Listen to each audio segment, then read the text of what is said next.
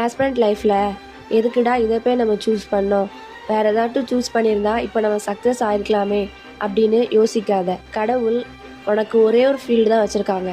ஒரு ஃபீல்டில் உன்னை படிக்க வச்சுட்டாங்க அப்படின்னா கடவுள் அதை கண்டிப்பாக சக்ஸஸ் ஆக மட்டும் தான் கொடுப்பாங்க. பல தடவை பல விஷயத்த ட்ரை பண்ணியிருப்பேன், ஆனால் சுற்றி முற்றி ஒரே விஷயத்த தான் ட்ரை பண்ணிகிட்டு இருப்பேன். அந்த விஷயம் நீ இப்போ ட்ரை பண்ணிகிட்டு இருக்கிறது அதுதான் உனக்கு நிரந்தரமான சக்ஸஸை கொடுக்கும்.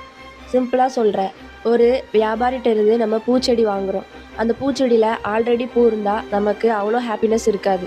ஆனால் அந்த பூச்செடியை நம்ம வீட்டில் வாங்கி வந்து அதை டெய்லியும் தண்ணி ஊற்றி உரம் போட்டு நம்ம டெய்லியும் அதை பார்த்து பார்த்து வளரும்போது அதுலேருந்து ஒரு பூ தரும்போது நமக்கு அவ்வளோ ஹாப்பினஸ்ஸாக இருக்கும். அதே போல் தான் வாழ்க்கையும்.